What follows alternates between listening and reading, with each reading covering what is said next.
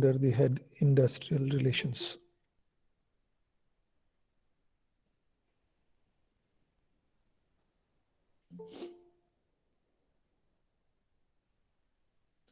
Right?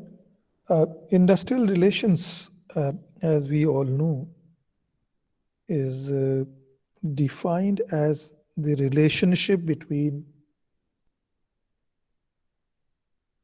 employer and employee during the day-to-day working of the organizations. This is nothing to do with any other types of relationship that they may have. It is the relationship at the workplace that we are looking at. But the question that is often asked is as to why this relationship is important.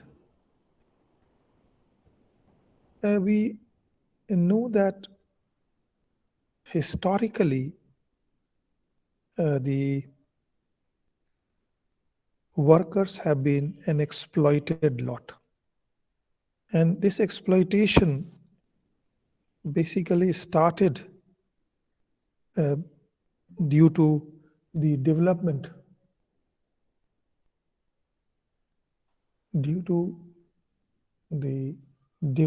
that started with the rise of capitalism, the rise of industries, right from the beginning. But at that point of time, there was nothing called industrial relations as such, which existed. We, I think, all know the prerequisites of industrial development. Anybody who can tell me what are the prerequisites for the industrial development or growth? Any one of you? Hello? Khan Sajid?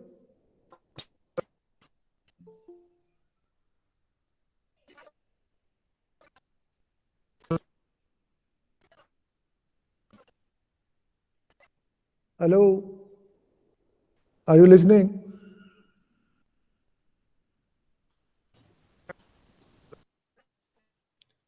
Anybody can respond? Shazib?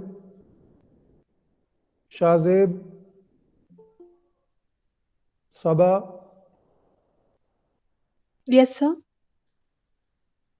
Are you So it aware of leads, the, so it leads to growth of economy. Like in previous time, it was like no one was so much interested in pursuing jobs. So which regarding this, when the different countries. I'm asking about something different. I said, what are the prerequisites of industrial growth? So you need to have Availability a of particular market and growth, resources. like investment capital होना चाहिए आपके पास, and according to that you can onboard clients. उसके बाद आपके पास strategy होना चाहिए, plan होना चाहिए, organized team होनी चाहिए जो आपके product को go through करके promote कर सके. So proper communication. Basically, no, I don't think you are there. I tell you what exactly happened. We all know about the agricultural revolution, which is the predecessor of industrial revolution, right? Yes, sir. Agricultural revolution started in Netherlands, basically, but it was England where it took root as such. It developed in that part of the world. And the reason was that it was a struggle for power that the agricultural revolution started. We know about the political system in Great Britain. They have got two houses of parliament. One is called the House of Lords, and another one is called the House of Commons. Right? To become member, the to become member of House of Commons, one has to contest elections, right? One has to contest elections like we do in the parliament in India, member of Lok Sabha.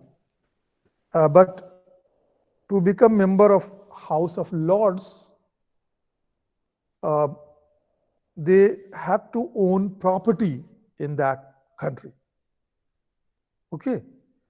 Now, once the business class who were part of East India Company, who were part of different business houses, they amassed money, but in order to get their say in the parliament, they had to basically contest, get them their entry through the House of Lords. Now, it was very, very difficult for the members of House of Lords to be replaced, because the landed aristocracy which was already there, they were not giving way. But the land system in Great Britain was that they were landlords, they were long lease holders, they were short lease holders, they were squatters.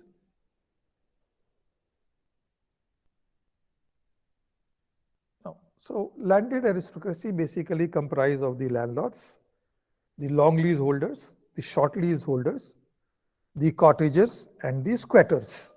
This was the hierarchy which existed.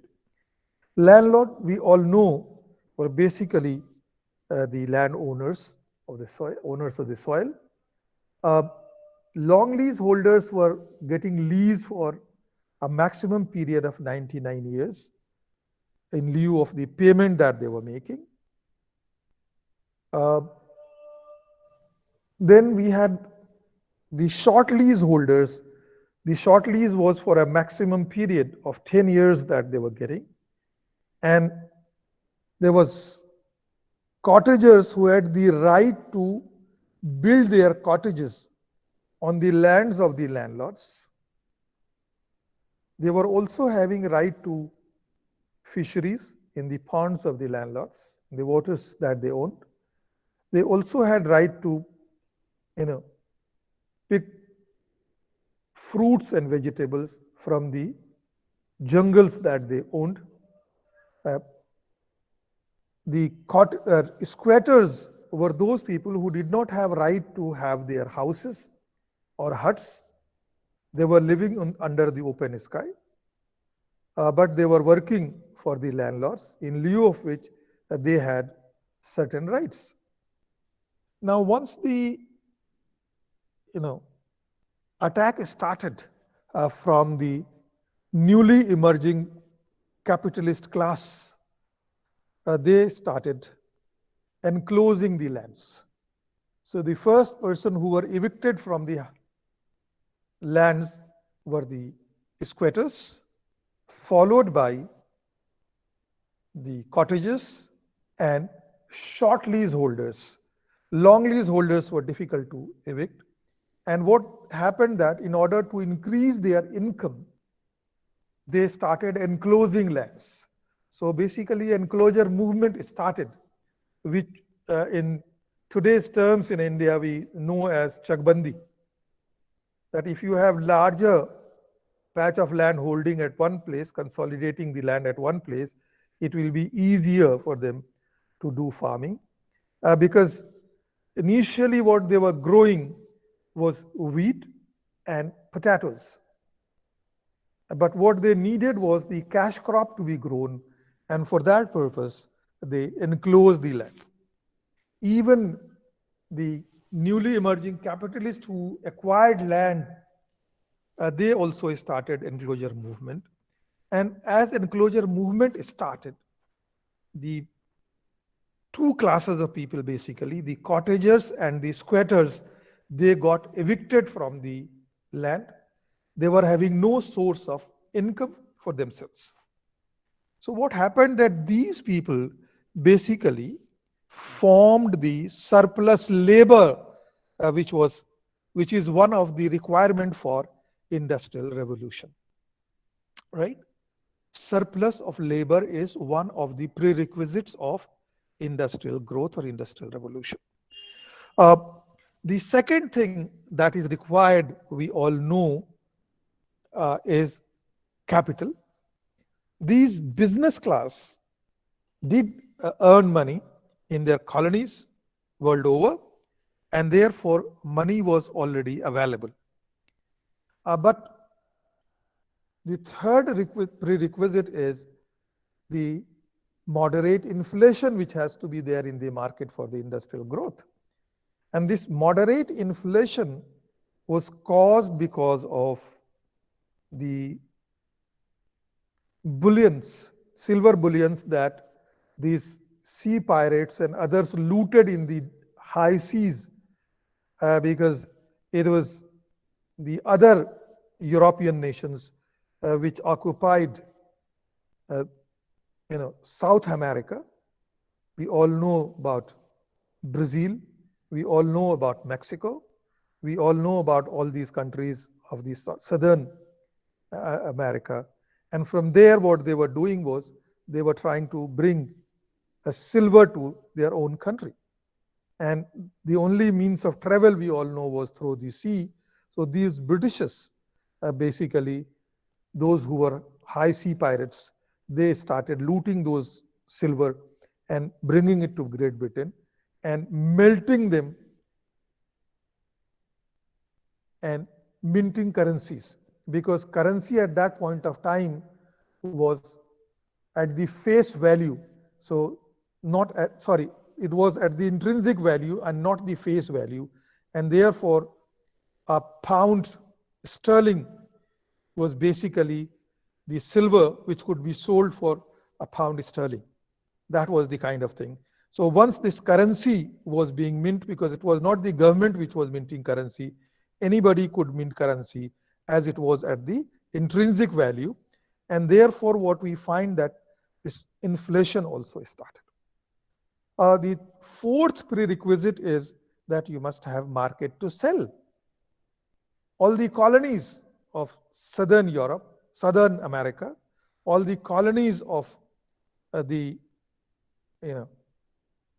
Asia that they occupied, even Far Eastern countries, that formed market, a big market for the goods and services that could be produced.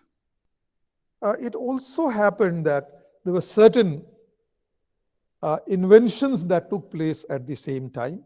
For example, one of the inventions we know is called spinning jenny, where the threads could be produced at a faster rate with mechanization. The second revolution was, a second development that took place was invention was that they also got the flying shuttles which was being produced. We also find that the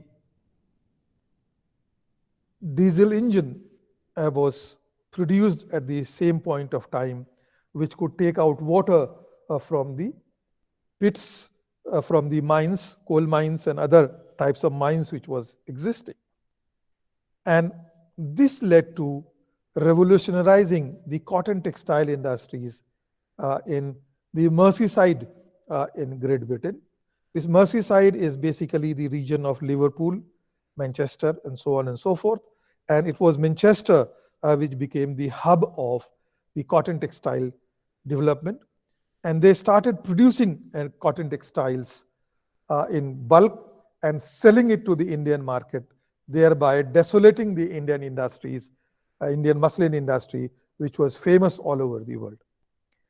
Now, this was basically the development that took place, and this labor which was evicted from the land started working for these industries, but their condition was absolutely worse. The generations of these workers could not see sun because At that point of time, that region was very, very cold. Now, of course, the moderation has taken place. We also find that they was not having any housing facilities. They were sleeping in shifts, so the beds of these workers were never cold. It is also found that the chimneys had to be cleaned. Uh, the cotton textile machinery that was working used to have chimneys, and those chimneys have to be cleaned. Like anybody traveling towards Lucknow might have seen the Bengal industry of, you know, on the way. Have anybody seen the Bengal industry? Anybody who has seen Bengal industry? Firozabad? Sir, I haven't seen, but I have heard about it. No, Like okay. it's a very the working conditions are very pathetic, Yeah. It is still and pathetic. It is still there is pathetic. like inclusion of child labor as well. Yeah. So that was one of the reason also why government came across Child Protection Act. Okay. Now, the condition in Great Britain during the late 18th and early 19th century was absolutely worse. It was such that, you know, almost 20 to 25% of the children were blind, because the children aged 8 to 12 years were taken to the top of the chimneys because of their lightweight. They were put into the chimneys for cleaning those chimneys. And they were doing it while the machinery was still working. And because of the heat, they used to lose their eyes. So children aged between 8 to 12, we said almost 25% of them were blind. It is also found that 15 to 20% of the women either did not have forefinger or a thumb or both. Because when the threads were broken in the cotton textile mills, the thread has to be tied up, and they used to take one thread to the other, pick it from both hands, put it together, and try and hold it by rubbing it till it gets into the machine. And in the process, they used to get the forefinger and thumb both inside the machine, and it used to be chopped off. So such was the condition of workers at that point of time. Although the ill effect of World War I is widespread, but at least one thing good that happened for the workers was that the importance of workers were being realized, and the philanthropists started some kind of development. The conditions in the colonies were even worse. We all know how Indian, Indians were taken into the high seas for taking the, those ships, working in the ships in the bottom, and they used to continue working for 18 to 20 hours. So, and there are many colonies in the world, including we know about the West Indies. We know about few colonies at other places where Indians, those who were taken from here into the seas, were left out, and they could inhabit those places. For example, Suriname and other places are having large number of Indians who are still there. So what happened that it was at this point of time that trade unions started getting formed, and it is also that we find that ILO was formed at the same time during the 1919, and some importance were given to the workers, and thereby what was born is called the industrial relations, right?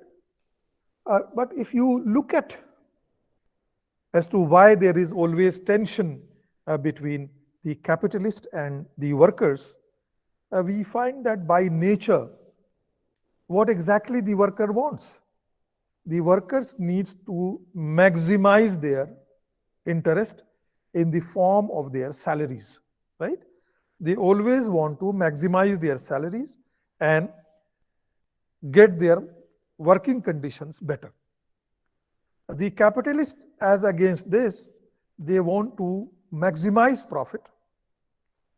And one of the means of maximizing profit is to reduce cost. Right?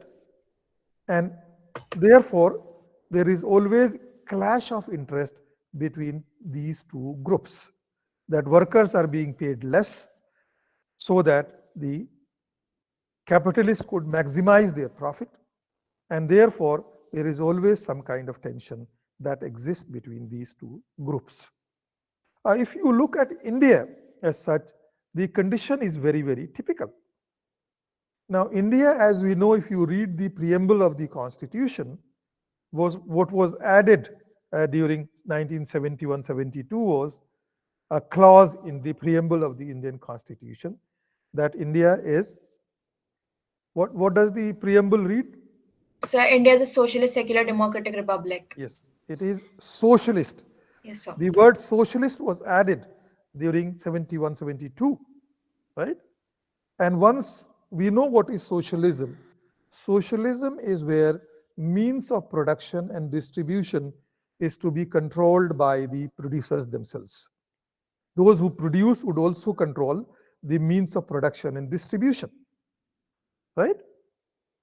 Whereas, in India, if you see, we are having a mixed economy.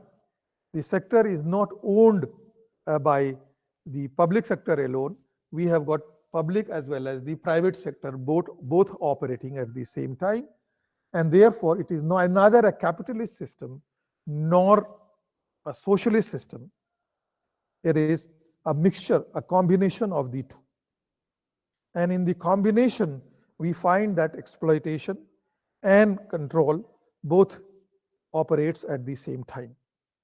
Now, if you look at industrial policy resolution, the industrial policy resolution, right from the first to the present policy resolution, it says that we must achieve certain percentage of growth. Even today, we are saying we must get a growth of almost 9 to 9.5%, right? And if you want growth, we have got to conserve capital. And if you conserve capital, the socialistic objective that is being set in the Constitution cannot be achieved. Or if you go by what is there in the Constitution, we cannot really achieve what is given in the industrial policy resolution. So a contradiction is built into the Indian laws as well. But what is required is that this tension cannot be reduced, and therefore it had to be minimized as far as possible. There is another thing that is typical to India.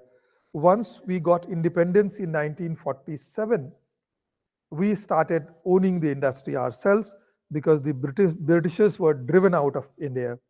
And when they were owning the industries in India, our leaders, when they were having the War of Independence going on, when they were, revolting, the workers were being encouraged to,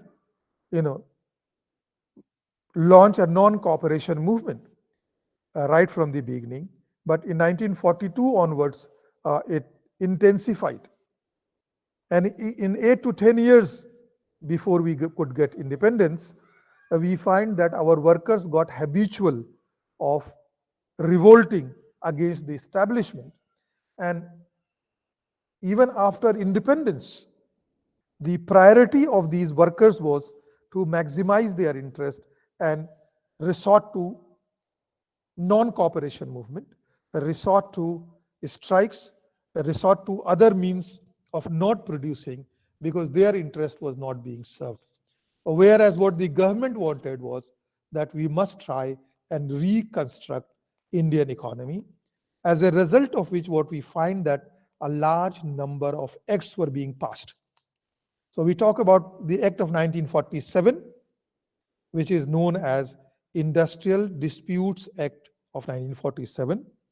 And one of the measures in rather more than one provisions are there in this particular act, which is to support the industrial relations. So we find that on the one side, we have got participative management, which is being provided through the Act of 1947. At the same time, it also talks about how to reduce the tensions, between the employer and employees, and if there is a strike or anything of the kind, how to deal with those measures. But if you go further, we find that large number of measures has been taken and few acts were being passed as far as the maintenance of industrial relations is concerned. Under this backdrop, what we find is that in 1958, the National Commission on Labor met in New Delhi, and it was at the behest of the government, but it was the employers organization, large number of employers organization which was there, and it was the employees federation, the trade union federations, both were called, and they discussed threadbare out as to how to deal with the problems that was there in the Indian industries, how to reconstruct Indian industries. And at that point of time, they said that the laws alone cannot really solve the problem of industrial relations in India, and therefore they agreed to certain voluntary principles, right? They agreed to certain voluntary principles. So there are two types of industrial relations machinery that is being noticed in India. One is called the preventive machinery. There are ways and means through which we prevent the dispute to arise, right? We prevent the strikes to take place. We prevent the industrial disturbances to occur in the industries. And if it has already occurred, then we have got industrial relations machinery, which is called settlement machinery, as to how to settle the dispute. There are certain principles that has been laid down. There are certain bodies which are being established. So what is there in the preventive measures? Because if it is working properly, we find that disputes will be reduced between the workers and management, tensions will be reduced, and thereby there will be no industrial action taking place. So we find that in 1958, we said in New Delhi, they met, and what they passed is called a thing called Code of Discipline, because it was believed that Indian industries had large amount of indiscipline occurring, and it is said that discipline is tantamount to or directly proportional to productivity, and vice versa is also true. So what we find that in Indian industries, as we said, there is indiscipline. Attendance is one of the cost, which is serious infraction, created disciplinary problems for the managers. So people used to be absent. Now research findings report that attendance problem is much more serious and widespread than other problems such as carelessness, which is one of the indiscipline, negligence, violation of established rules and procedures. And therefore we define discipline as the state of orderliness, and an indiscipline is where there is no state of orderliness, and where there is absenteeism, where there is carelessness, where there is negligence by the workers, violation of established rules and regulations, and therefore we find this is called indiscipline. Now, the question that arises is why attendance is such a serious problem? Why there is no simple and clear answer to it? One may postulate more than one reason for this particular problem. But if there is code of discipline in the industry, this could take care of the indiscipline that was occurring. And therefore, code of discipline, as we said, has been laid down in 1958 by voluntary agreement between the employer and employee to maintain harmonious relations and promote industrial peace. It applies to both public as well as private sector enterprises and aims to secure the settlement of disputes and grievances by mutually agreed procedures. So a grievance procedure was born at this point of time. It was established. It specifies various obligations for the management as well as for the workers with the objectives of promoting cooperation between their representatives. Now, this code of discipline required the employers and workers to settle their disputes by making use of existing machinery and abstaining from taking direct action that was being taken earlier. As we said, it was National Commission on Labor, which in its meeting, where Labor Conference of 1958 decided this. Now, the code of discipline is applicable to all central organizations of employers and workers except those under the Ministry of Defense, Ministry of Railways, and Ministry of Ports. So it is Defense, Railways, and Port Trust, where ports and dockyards are included. It is also find that it is having the exception of insurance industry, State Bank of India, and Reserve Bank of India. So it is applicable to all central organizations and workers except those under Ministry of Defense, Railways, and Port. It is applicable to insurance industry. It is applicable to State Bank of India, in fact, all banks now, and Reserve Bank of India, and all financial institutions in the both public and private sector. The basic objective of code of discipline is to maintain peace and order in the industry, the first objective. The second objective is to facilitate a free growth of trade unions, which plays constructive role for the maintenance of industrial relations. It is also to promote constructive criticism at all levels of management and employment,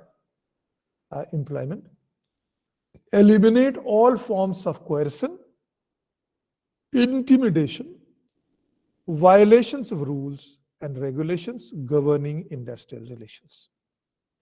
It was also to avoid stoppages of work in the industry and avoid any kind of litigation, that is, the court cases that is there. Now, code of discipline is to ensure that there should be no strike or lockout without proper and prior notice. This period is that if there is a strike, reasons has to be cited and notice has to be given minimum 14 days in advance. The second thing is that no deliberate damage should be caused to plant or machinery or property. It is also found that actions that disturb cordial relationship should be avoided. It is also found that no unilateral action will be taken in connection with any industrial matter, either by the employer or by the employee. No unilateral action.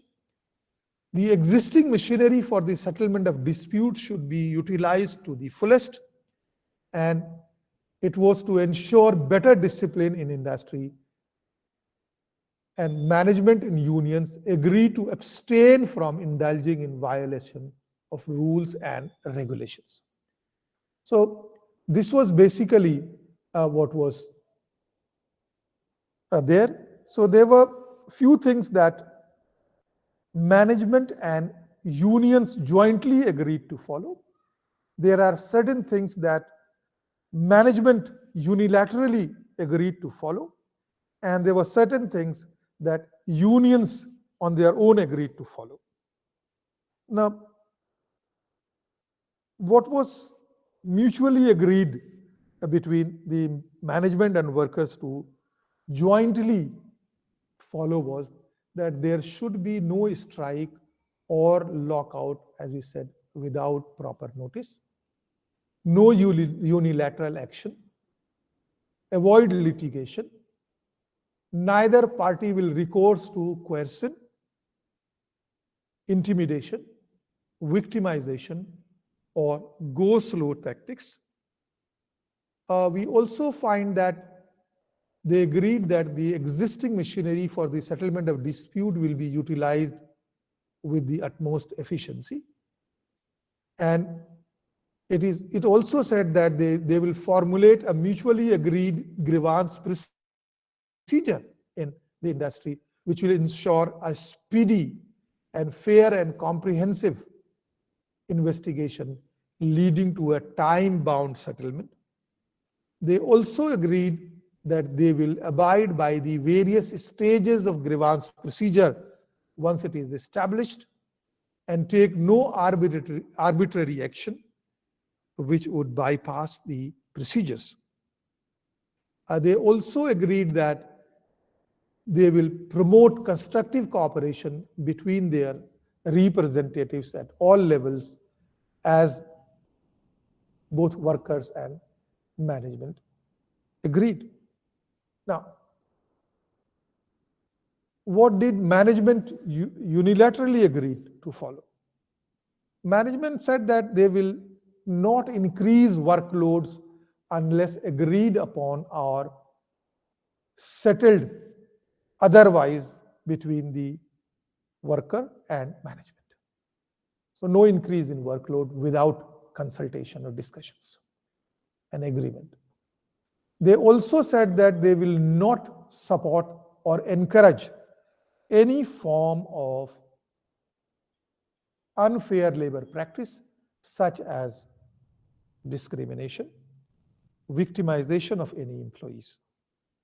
They further agreed that they will take prompt action for the settlement of grievances and implement the settlements, awards, and decisions and orders within the shortest possible time allotted.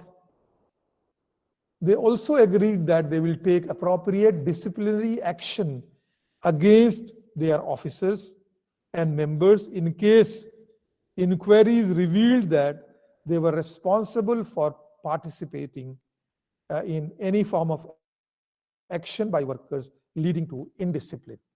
So if they have in any way indulged into actions that has led to indiscipline, action will be taken against the members of management group. There are certain things that workers also agreed to. The unions, on behalf of the workers, agreed that they will abstain from resorting to violent demonstrations, not to encourage any form of physical duress,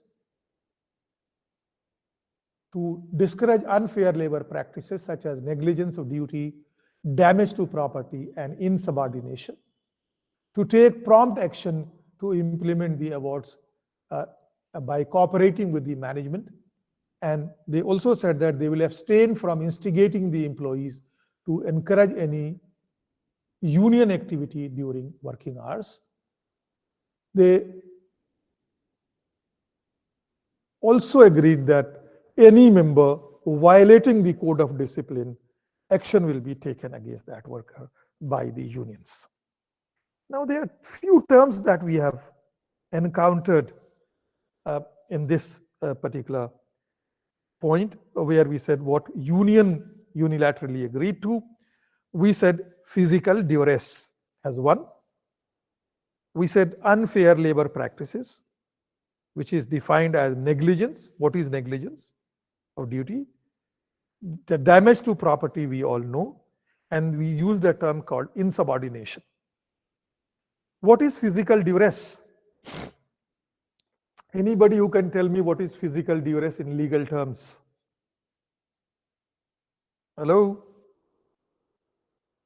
Hello? Are you listening? Yes, sir. What is physical duress? Yes, sir. What is physical duress? Anybody who can tell me? So no use of physical power. So when maybe they are physically being exploited, like in terms of the workload that they're getting? No. See, physical duress is when we are trying to So forcing someone to it is reach into a contract?